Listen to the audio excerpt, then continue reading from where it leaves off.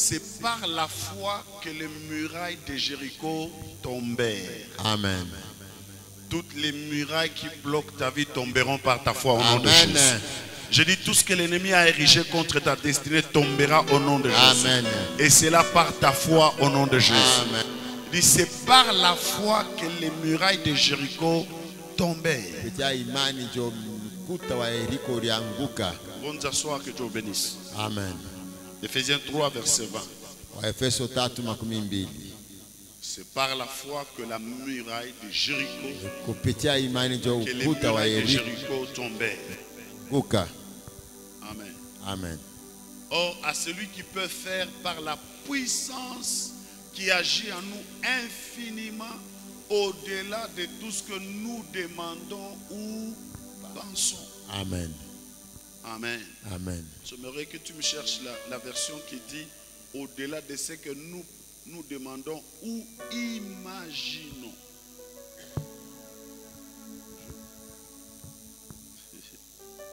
Alléluia. Amen. Amen. Amen. Alors nous venons tous de lire le livre d'Hébreux, chapitre 11, le chapitre qui parle de la foi et qui parle des héros de la foi. Et ce chapitre nous montre dans le verset 30e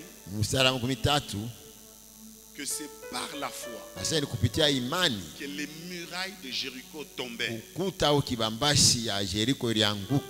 Amen. Amen. Bien-aimés dans le Seigneur, à cette époque, il n'y avait aucune arme possible avec laquelle on pouvait renverser les murailles de Jéricho. Parce qu'il se pourrait que cette muraille, la largeur de muraille était à peu près de 9 mètres.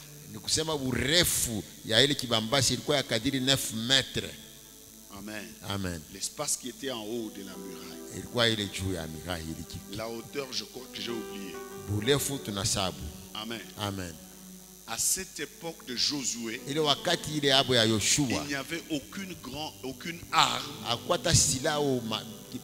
avec laquelle il pouvait renverser ces murailles. Il n'y avait pas de missiles sol-air. Il n'y avait pas de bombes, il n'y avait pas de grenades. Alors Dieu lui demanda d'utiliser l'arme la plus puissante. La foi. Imani. Amen. Amen. Amen. Et la foi renversèrent les murailles de Jéricho. Est-ce que quelqu'un comprend? Donc si tu as la foi, tu as l'arme la plus sophistiquée sur le plan spirituel et sur le plan physique. Donc avec ta foi, tu vaincras tous les combats, que ce soit des combats spirituels ou naturels. Tu les vaincras. Amen. Amen. Amen. Car la Bible dit que si on a une petite foi comme les grains de sénévé, et si tu dis à cette montagne, ôte-toi de là et jette-toi dans la mer, et si tu ne doutes pas dans ton cœur, cela arrivera selon que tu l'as dit. Amen. Amen. Dis à ton frère et à ta soeur que tu es doté d'une très grande arme. Dis-lui encore avec assurance, tu es doté d'une très grande arme. Et dis-lui avec ta foi, tu vaincras toujours. Dis-lui avec ta foi, tu vaincras toujours. Aucun ennemi ne tiendra devant toi, car tu as l'arme la plus puissante du monde. Amen. Amen. Avec cette arme-là, il n'y a pas de problème de distance. Amen. Amen. Lorsque tu as la foi, même si la situation est aux États-Unis, à partir du Congo, tu peux télécommander ça, et la situation peut changer. Quelqu'un Quelqu'un dit un bon amen. Amen. C'est une très grande arme. Alors pour la petite histoire, il faudrait qu'on arrive à se mettre ensemble pour savoir comment cette foi s'est-elle manifestée pour renverser les murailles de Jéricho. Josué chapitre 6, versets 1 et 2. La Bible déclare et dit, Jéricho était fermé et barricadé devant les enfants d'Israël. Personne ne sortait et personne n'entrait. L'Éternel dit à Josué, vois, je livre entre tes mains Jéricho et son roi, ses vaillants soldats. Amen. Amen. C'était pendant la conquête. Et quand Josué arrive devant Jéricho, la Bible déclare et dit que la ville était barricadée, fermée.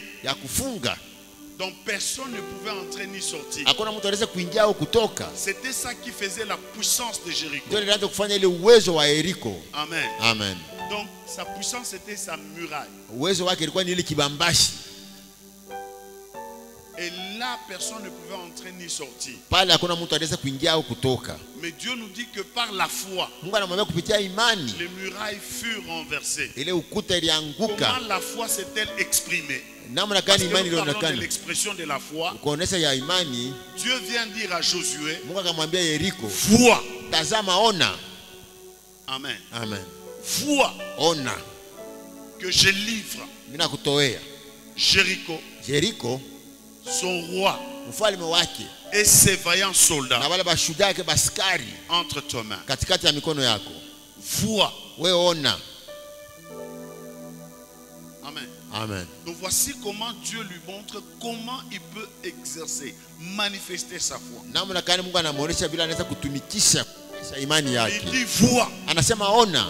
Naturellement, avec les yeux physiques, le verset 1 nous montre ce qui s'est passé. Que la ville était barricadée et fermée. Personne n'entrait et ne sortait. Mais Dieu vient demander à Josué de voir. Quand on parle de voir, on parle de la perception.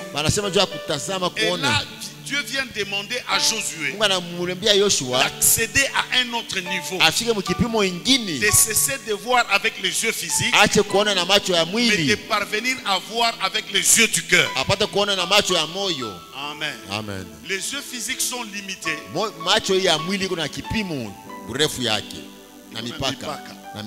Les yeux physiques sont limités. Mais les yeux de notre cœur ne sont pas limités. Amen. Amen. Ne sont pas limités. Et quand nous parlons des yeux de notre cœur, nous parlons de la capacité de l'imagination que Dieu a déposée en nous. La capacité de la perception que Dieu a mis en nous. Amen. Amen. Est-ce que quelqu'un comprend ça? Cette capacité, elle est dans chacun de nous. Vous voyez avec nos yeux. Si je vous dis de regarder derrière ici, vous ne verrez pas. Ces murs arrêtera votre vision. Mais si je vous demande de voir avec les yeux de vos cœurs, ici derrière, et si je vous pose la question, juste après ces murs, qu'est-ce qu'il y a? Oui? Ouais. Pardon? Juste après ces murs, qu'est-ce qu'il y a? La salle? La salle? Amen. Amen. Vous voyez avec quels yeux? Les yeux de votre cœur. Vos yeux physiques sont stoppés ici. Amen. Amen. Lorsque je vous dis, lorsque vous arrivez au niveau de la poste, du côté terrain de foot, qu'est-ce que vous voyez du côté extrême droite? Il y a une clôture. Et qu'est-ce qu'il y a à l'intérieur de la clôture? Oui, allons-y ensemble. Qu'est-ce qu'il y a? Pardon? L'église orthodoxe. N'est-ce pas? Mais avant d'arriver à la muraille de l'église orthodoxe, lorsque vous êtes sur la route, à votre extrême droite, il y a une histoire en tôle. Vous appelez ça comment? Tôle dure, c'est quoi? Le zaré, n'est-ce pas? Amen. Est-ce que vous voyez ça? Est-ce que vous voyez ça? Ouais. Avec quels yeux vous voyez ça? Les yeux du cœur. Amen. Amen. Est-ce que quelqu'un comprend ça?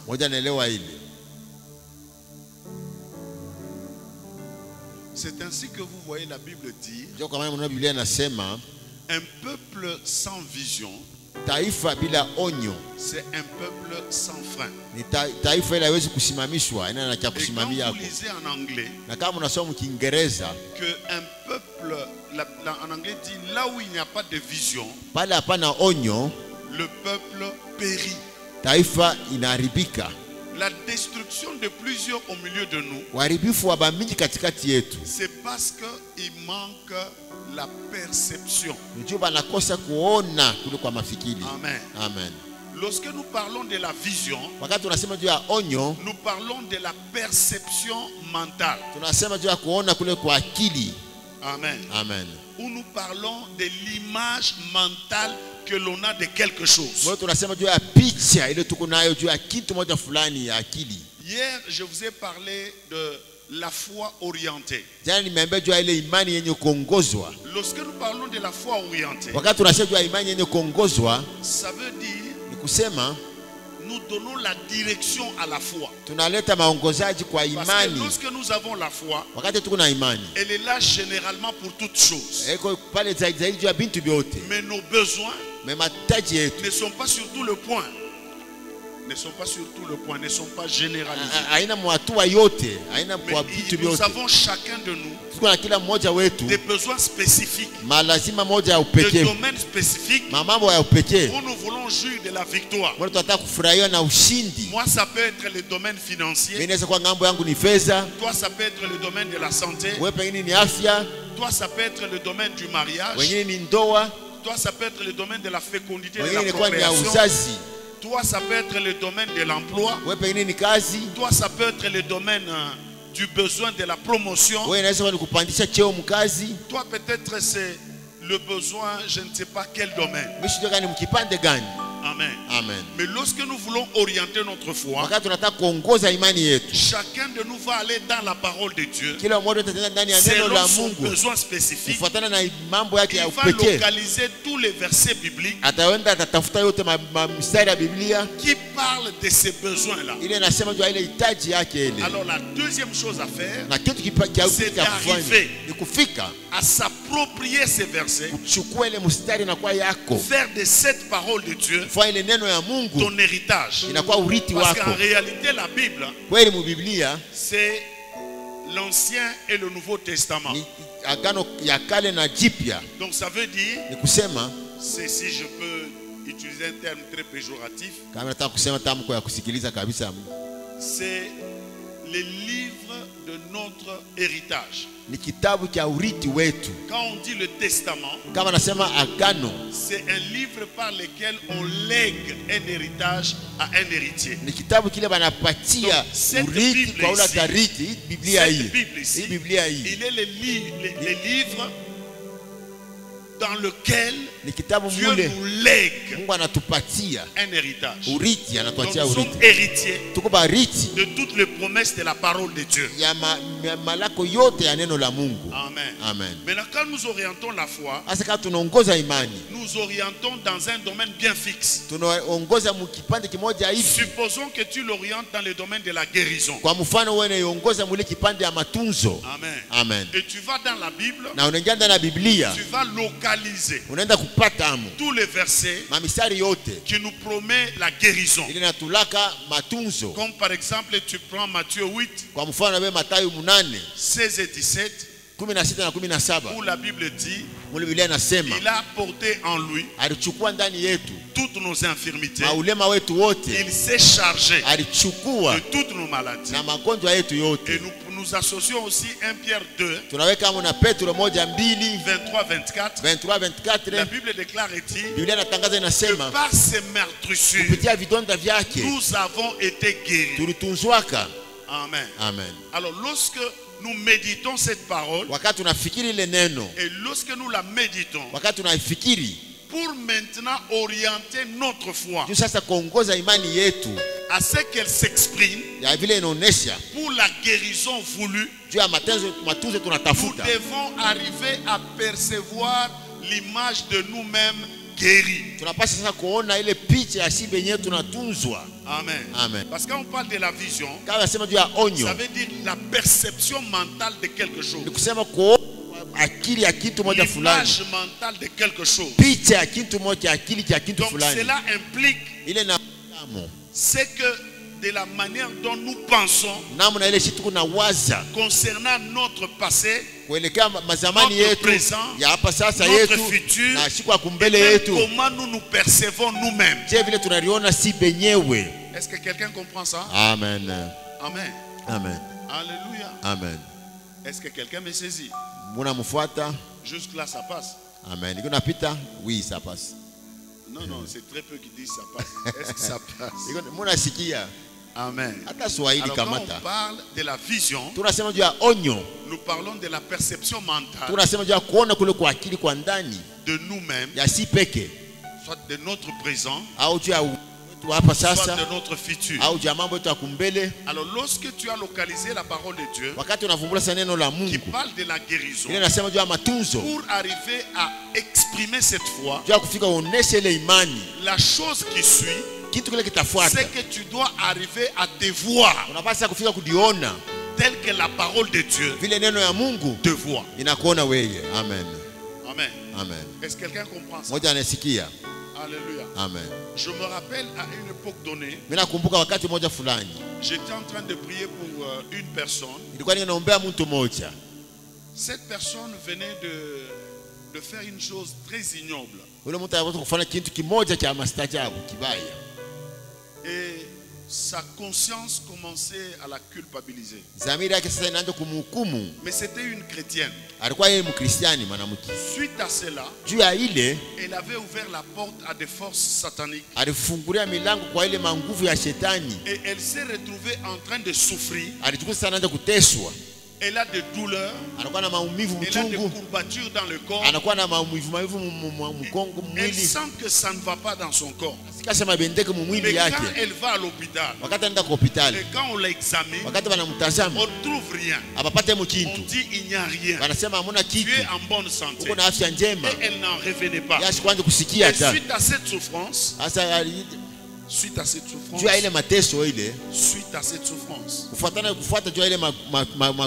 et avec cette culpabilité, elle est arrivée à faire 10 jours sans dormir.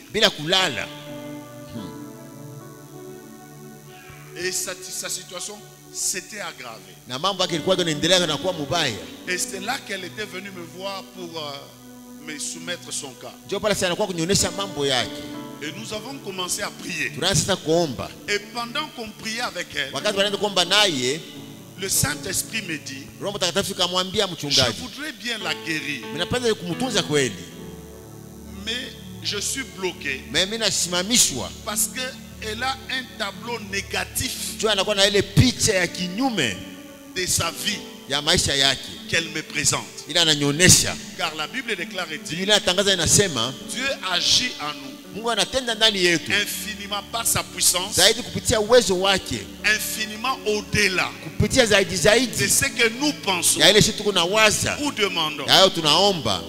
Amen. Amen. C'est pourquoi vous voyez la Bible dit, nous renversons toute hauteur et tout raisonnement qui s'élève contre la connaissance de Dieu. Et nous amenons toute pensée captive à l'obéissance de Christ. Pourquoi? Parce qu'il y a certaines pensées qui peuvent ériger en nous un obstacle en empêchant à Dieu d'intervenir. Amen. Amen. Et le Saint-Esprit me dit, si elle peut changer sa manière de penser concernant sa vie, je la guérirai. Amen. Amen. Et j'arrête la prière et je parle avec la personne. Je dis, voici le problème. Dieu est prêt pour te guérir, mais tout ce qu'il demande, si tu peux changer les tableaux de comment tu te vois, Dieu te guérira. Elle dit, pasteur, avec ce que j'ai fait, je me vois sale, je me vois impur. Je lui ai dit, d'accord, c'est ça la perception mentale que tu as de ta personne, mais tu as besoin de la guérison.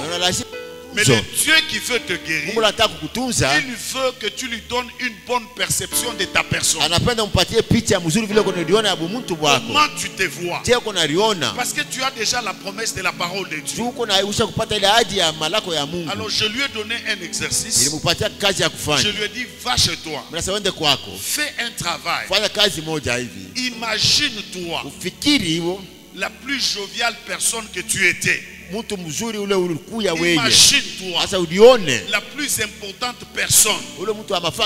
Imagine-toi en bonne santé.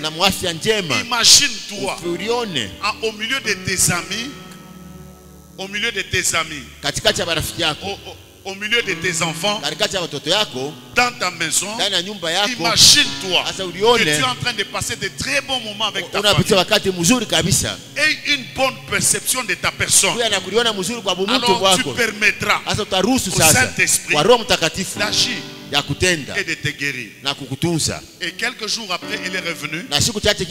Elle a dit, pasteur, là, je suis maintenant capable d'avoir une bonne perception de ma propre personne. Je ne lui dis pas de problème. Mets-toi là. Je veux prier pour toi. Et quand je lui ai imposé le main et que j'ai prié pour elle, du coup, après cette prière-là, elle fut totalement guérie. Amen. Amen. Amen. C'est que beaucoup de gens ne savent pas. Je l'ai toujours dit ici, vous le savez. La voix de nos pensées crie très fort auprès de Dieu que ne crie la voix de nos paroles dans ce monde. Amen. Amen. Dans nos pensées crient très fort devant Dieu. Alors Dieu, pour agir dans notre vie, il dépend complètement de nos pensées.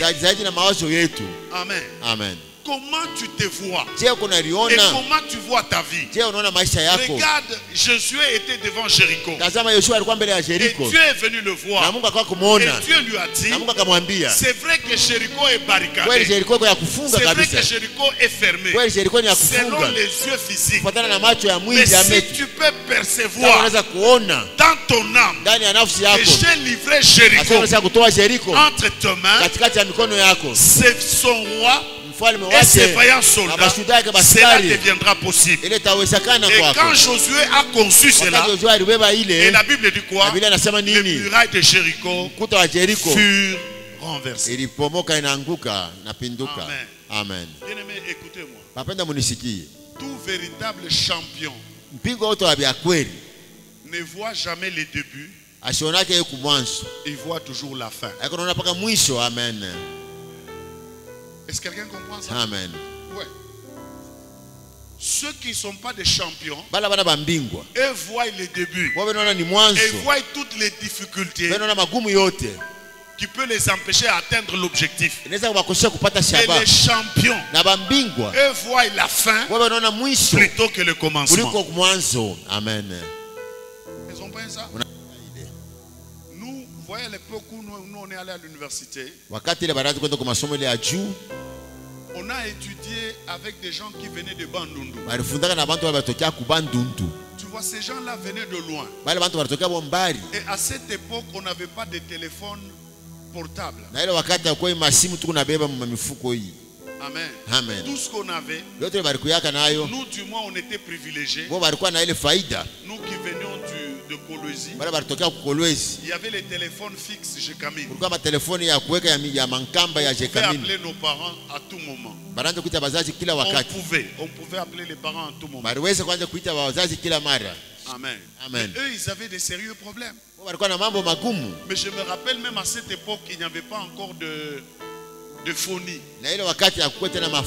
Donc le moyen par lequel ils devraient atteindre leur famille, c'est par des lettres. Et ça devait aller par la poste. Et je me rappelle à cette époque, une lettre pouvait faire même 3 mois. Pouvait faire même 4 mois. Même 6 mois. Pour atteindre la destination. Et imaginez ces gens-là. Dans quelles conditions ils devaient faire leurs études. Mais je vous dis, j'ai vu des gens plus performants. Parmi eux, des gens plus intelligents. Et des gens forts qui supportaient toutes les souffrances pourvu qu'ils terminent leurs études. Qu'est-ce qui leur donnait cette force-là? C'est le fait eux voyaient la fin plutôt que le temps par lequel ils passaient. Donc ils voyaient qu'après leur diplôme,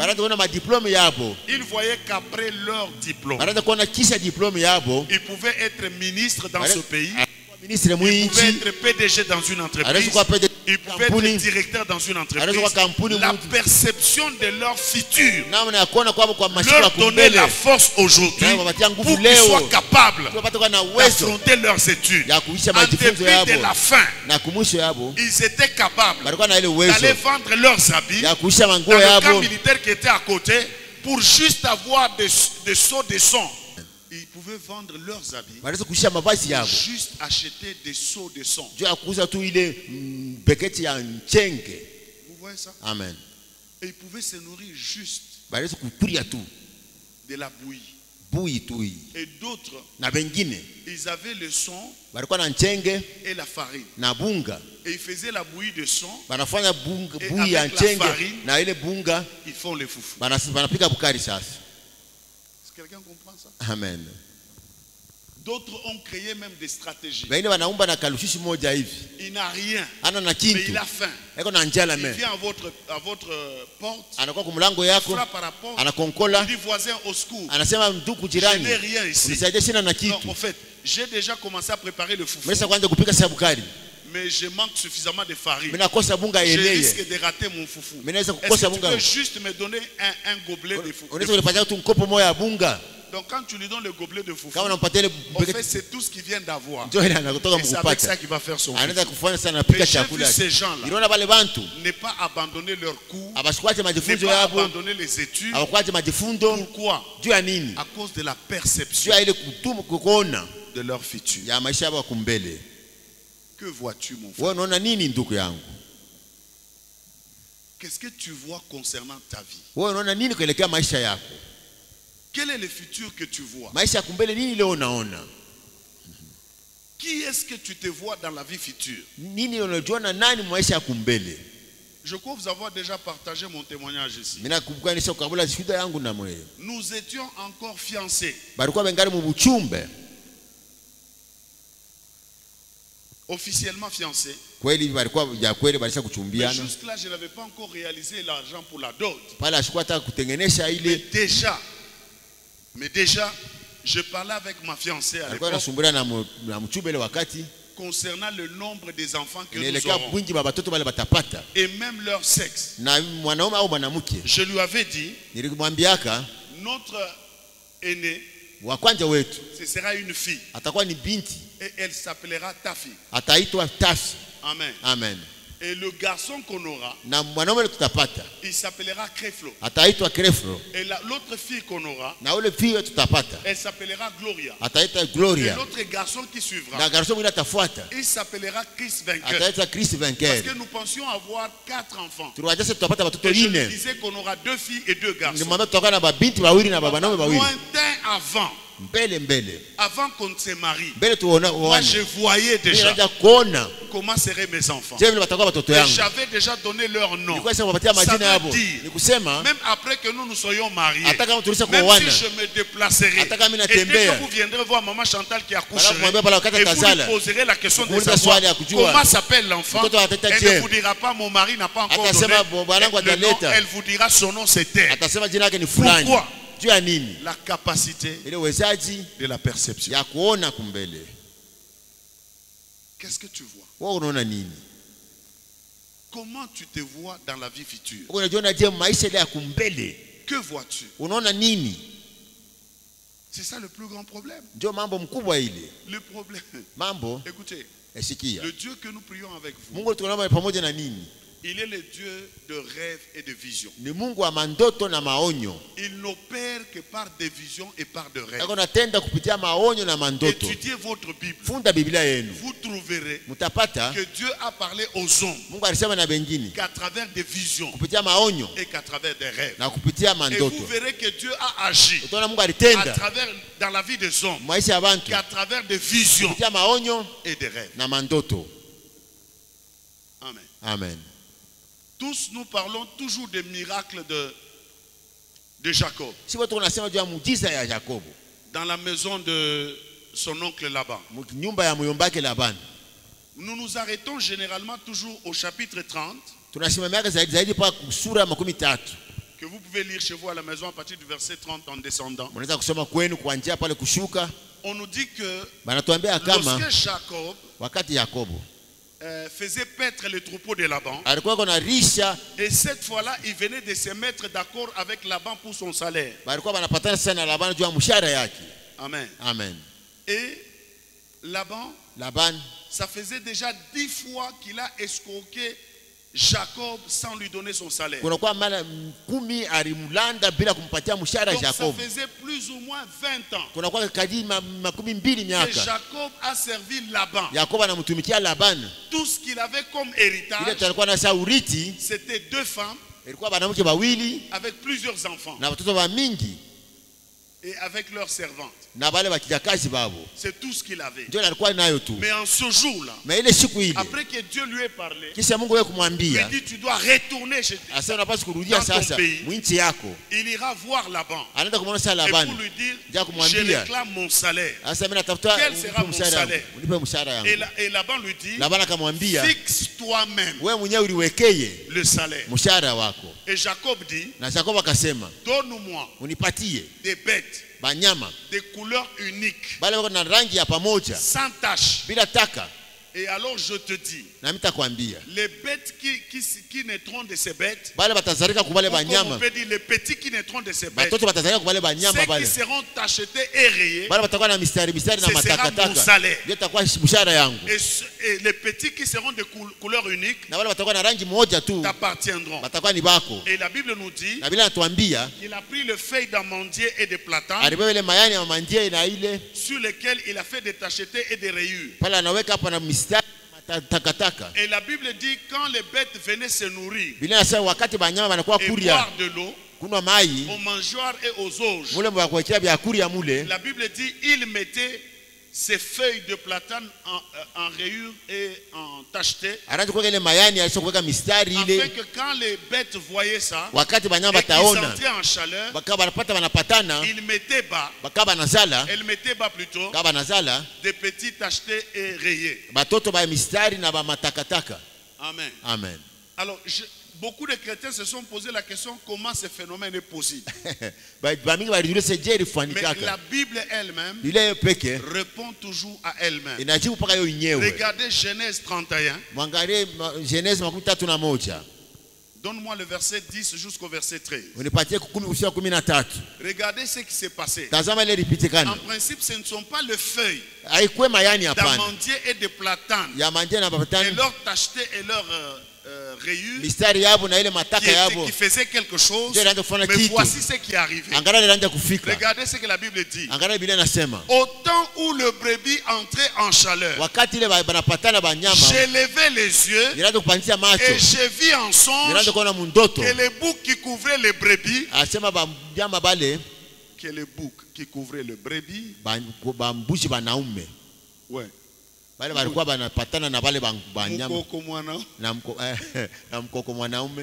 Regardez. Mouzé, s'il vous plaît. Regardez. J'aimerais qu'on suive ça tous. Parce que ça ne doit pas te rater. C'est trop important. Regardez. La Bible dit, au temps où les brebis entraient en chaleur, j'ai levé les yeux et j'ai vu. Est-ce que quelqu'un comprend ça? Et j'ai vu en songe que le bouc qui couvrait les brebis était rayé, tacheté et marqueté. 11. Et l'ange de Dieu me dit en songe, Jacob, je répondis, me voici. Il dit, lève les yeux et regarde. Tous les boucs qui couvrent les brebis sont rayés, tachetés et marquetés. Car j'ai vu ce que te fait Laban. Amen. Amen. Retournons au verset 10. Il dit clairement ceci. Lorsque vous regardez, vous lisez les textes, vous comprendrez que Laban, lorsque Jacob lui a proposé le salaire, la Bible dit qu'il s'est écarté de là où était Jacob avec les autres bêtes à la distance de 3 jours. Ils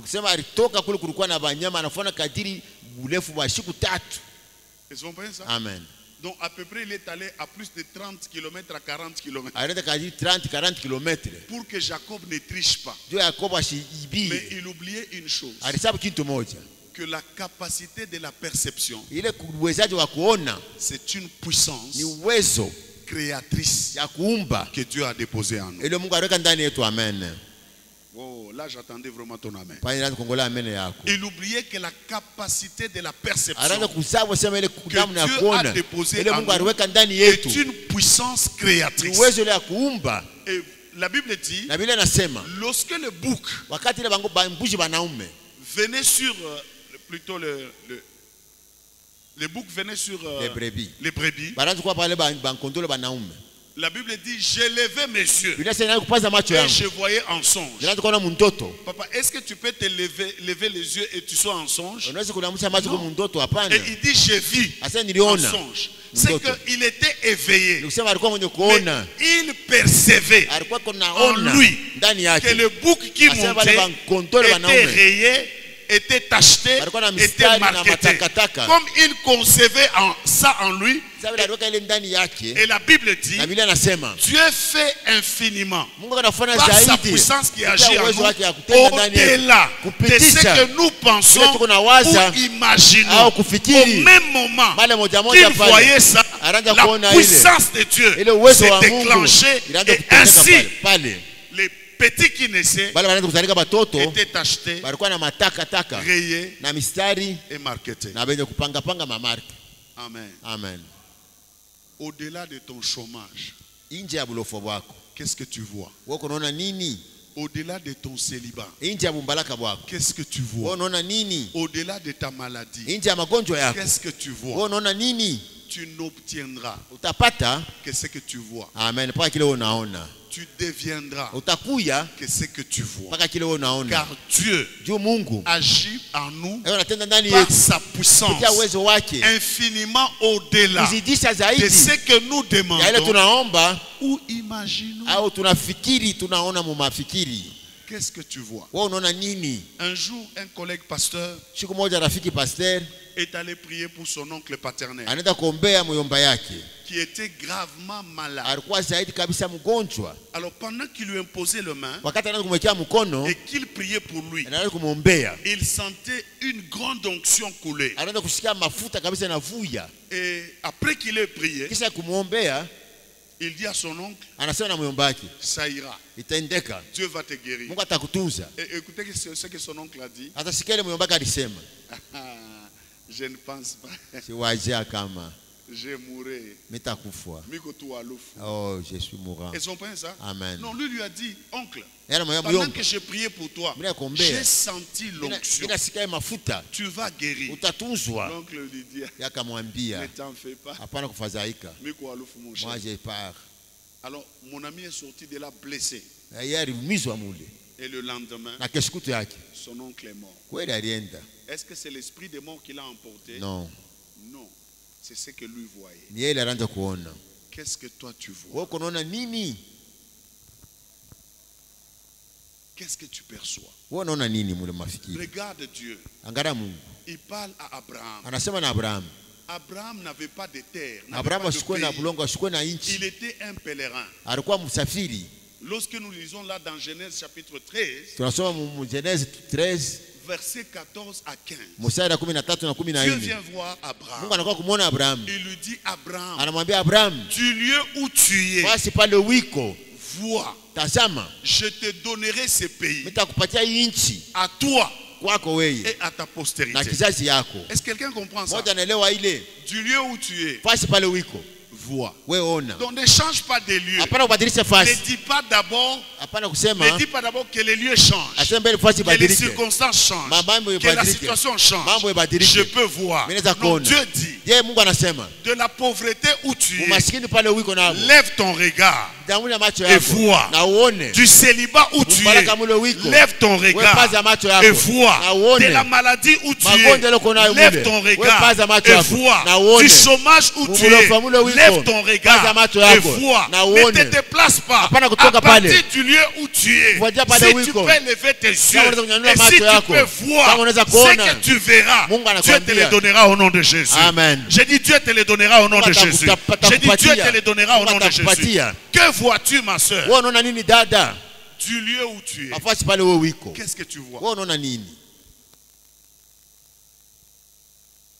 Alléluia. Amen. Il y en a qui pensent qu'il faudrait que les circonstances changent. Il y en a qui pensent que même ma situation extérieure, ça doit changer. Non. Laisse la situation extérieure telle qu'elle est. Mais du lieu où tu te trouves, vois. Si tu peux voir, ce que tu verras, c'est ce que tu auras. Car Dieu agit en nous par sa puissance infiniment au-delà de ce que nous demandons ou imaginons. Est-ce que quelqu'un comprend ça? Amen. Comment tu te vois? Tu te vois petit? C'est ton problème. Mais moi, quand je me regarde, je me vois toujours grand. Je me vois toujours puissant. Je me vois toujours prospère. Je me vois toujours en bonne santé. Je me vois toujours jouissant d'une vie meilleure. Et je dis toujours que ce que vous voyez aujourd'hui, ce n'est pas tout. Les meilleurs m'attendent. Amen. Papa, ce que tu es aujourd'hui, ce n'est pas tout. Ne laisse personne te limiter. Ne laisse personne te bloquer par sa manière de parler, par sa manière de penser. La Bible dit, tel homme pense, tel il est. Tu ne deviendras pas ce que pensent tes ennemis te concernant. Tu deviendras ce que toi-même tu penses au-dedans de toi que tu es. Si tu penses que tu es grand, tu deviendras grand. Alléluia. Amen. Du lieu où tu es, ne change pas de milieu. Du lieu où tu es, vois. Si tu peux voir, tu l'obtiendras. Oh, je dis tu l'obtiendras. Amen. Je dis tu l'obtiendras. Amen. Je dis tu l'obtiendras. Amen. Je dis tu l'obtiendras. Amen. Donc tel que tu es assis ici, si tu peux arriver à voir des grands bâtiments, des supermarchés, avec ton nom au-dessus, je te dis, d'ici peu, Nous aussi nous verrons cela en nom de Jésus. Si tu peux voir du lieu où tu es du chômage, que chaque matin à 6h juste, un véhicule de service vient te chercher et pour t'amener au travail, c'est ce que tu auras en nom de Jésus. De la douleur que tu sens, si tu peux voir que tu es capable de bien te porter sans souffrir, c'est ce que tu auras au nom de Jésus. Ils ont pris ça. À un moment donné, j'ai demandé à une dame qui voulait qu'on prie pour elle. Pour la fécondité. Je lui ai dit, qu'est-ce que tu vois? Ah, pasteur, je ne vois rien, pasteur. Si tu ne vois rien, comment la puissance de Dieu va opérer pour te donner? Parce que la Bible dit, remets-moi Ephésiens 3:20. Ephésiens 3:20. La version dont je te dis, imaginez. Alléluia. Amen. Chaque domaine de ta prière, avant même de l'exprimer à Dieu, la première des choses, Dieu exauce la foi. Et si Dieu exauce la foi, le reste des paroles sont vaines. Or, comment s'exprime la foi? La foi s'exprime par la capacité de la perception mentale. Amen. Amen. Est-ce que quelqu'un comprend ça? Amen. Regardez ça. À Dieu qui a le pouvoir de faire infiniment plus que tout ce que nous demandons ou même imaginons par la puissance qui agit en nous. Amen. Qu'est-ce que tu vois? La soeur me dit, je ne vois rien. J'ai dit, ma soeur, qu'est-ce que nous on peut faire? Si toi-même tu ne vois rien, qu'est-ce que nous on peut faire? Mais si tu peux voir, nous prierons pour toi. Et ce que tu vois, Dieu va l'opérer pour toi. Au nom de Jésus. Amen. Comment tu te vois dans les 3 ans à venir? Comment tu te vois dans les 5 ans à venir? Comment tu te vois dans une année? Vous savez, la foi, lorsque vous vous attendez au mariage, c'est cette capacité d'aller même sur Internet pour commencer à chercher les modèles top de robes que tu peux porter le jour de ton mariage. Et dans quel type de salle? Dans quel type de salle que vous ferez votre mariage? Quel sera votre cortège? Allez-vous monter sur un cheval? Ou vous serez dans une voiture décapotable? Ou vous serez dans une limousine? Ou vous serez dans une jeep? Ce que tu vois, c'est ce que tu auras. Amen. Est-ce que quelqu'un comprend ça? Papa, moi avant que je ne me marie, écoutez ça, je n'étais même pas locataire. J'étais sous-logé chez un ami. J'étais à la boyerie dans une seule pièce. Ils ont compris ça? Amen. Mais mon mariage approchait. Je suis allé vers Dieu. J'ai dit, donne-moi une maison. Et Dieu me pose la question. Quel type de maison? Fais ta commande, je te la donnerai. J'ai dit quoi? J'ai dit une maison. Dieu me dit une seule pièce. C'est une maison. 3 pièces. C'est une maison. 4 pièces. Avec toilette derrière. C'est une maison. 5 pièces. Avec toilette à l'extérieur. C'est une maison. Aussi 3 chambres à coucher. Plus toilette à l'intérieur. Douche à l'intérieur. C'est aussi une maison. Fais ta commande. quel type de maison aina gani ya nyumba dans laquelle tu veux te marier. ile unapenda uwemo. Est-ce que vous comprenez ça? Unaelewa ile? Qu'est-ce que toi tu vois? Wewe unaona nini? Et je me suis assis, j'étais choqué. Je ne pouvais pas savoir que Dieu pouvait me poser une question pareille. Parce que lui connaît toutes choses. Moi j'ai besoin de la maison. Même quand tu dis, Seigneur, donne-moi le mariage. C'est quel type de mariage? Quel type d'homme tu veux épouser? Quel type de femme que tu veux épouser? Et tu veux que ça se passe comment? Et je me suis assis. Et j'ai rêvé ma maison.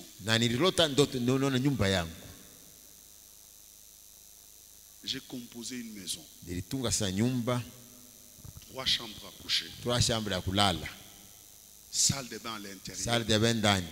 Toilette à l'intérieur. Salon. Office. Cuisine. Garage. Vous imaginez ça? J'étais piéton. Sous-logé. J'ai demandé garage. Mais comme Dieu fait toujours infiniment au-delà de ce que tu penses.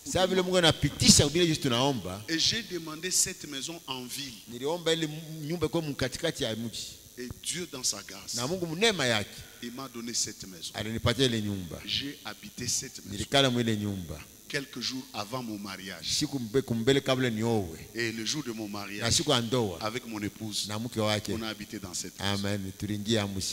Papa, écoute-moi. Si tu es encore au niveau de penser que c'est l'argent qui fait tout, tu te trompes. C'est pourquoi le bishop David a défini la foi comme étant une monnaie universelle qui a la même valeur partout. Ils ont pensé ça? Amen. C'est dans votre Bible où il est écrit: venez acheter sans argent. Est-ce que vous comprenez ça? Et quand j'ai demandé cette maison, Dieu m'a donné cette maison. Quelques années en arrière, j'ai croisé un jeune pasteur que j'encadrais. Il était célibataire. Il me dit: pasteur, je suis en train de préparer mon mariage. Je lui ai dit: comment tu voudrais que ce soit ton mariage? Il m'a dit: mon mariage à moi. S'il vous plaît, je vais vous dire la vérité. C'est la première fois que j'ai assisté à un tel mariage comme son mariage à lui. Parce que depuis notre époque, jusque quelque temps avant cette période, avant peut-être le confinement, les mariages ou les fêtes de soirée se déroulaient dans des salles de fête. Mais c'était le premier frère qui m'a dit: pasteur, voici comment ce sera mon mariage. Je passerai mon mariage dans un espace vert. Et il m'a montré le genre de robe que son épouse porterait. Il m'a montré le genre de costume que lui-même mettrait. Et il m'a dit: je ne voudrais pas que ça se passe à Kolwezi. Je veux que ça se passe à Lubumbashi. Il a détaillé les choses. Comment il voulait que ces choses se réalisent. Il y a quelques années en arrière, donc à peu près 3 ans ou 4 ans. Non, à peu près 5 ans. 7 ans. Imaginez, ça doit être en 2014, quelque chose comme ça. Et à cette époque, quand il calcule tout ce qu'il veut faire, ça faisait $6,000. Même moi-même, l'homme de la foi, je l'ai regardé, j'ai dit: mon frère, tu penses que ça va se passer comment? Pour que tu aies les $6,000. Cette église que tu diriges, il n'y a pas quelqu'un qui peut donner même $1,000. Comment tu vas faire? Il a souri. Il m'a dit: papa, j'ai la foi. Je crois en Dieu. Amen. Et je vous dis, le jour de son mariage, tout s'est passé textuellement comme il me l'avait montré. Le problème, ce n'est pas l'argent. Le problème, c'est que qu'est-ce que toi tu vois?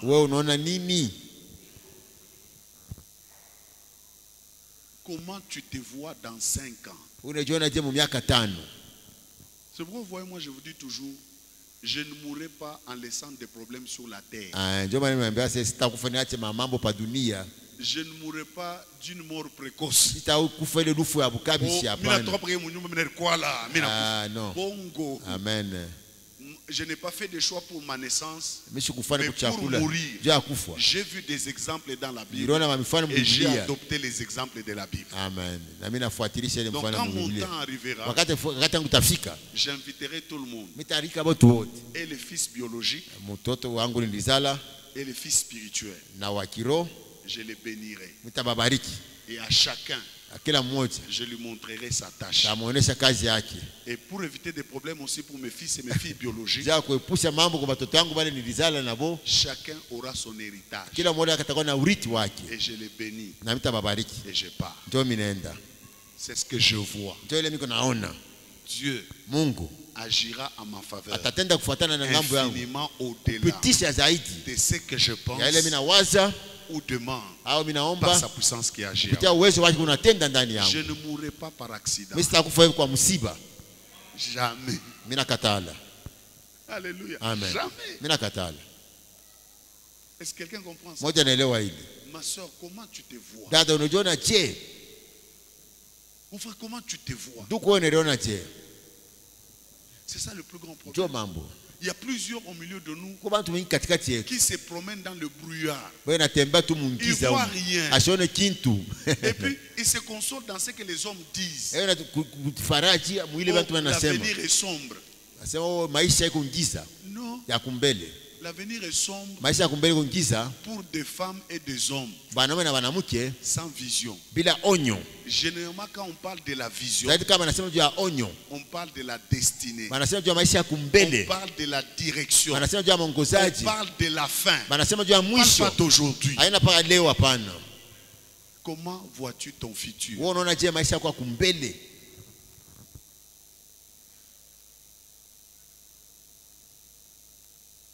Si tu te vois avec plusieurs bus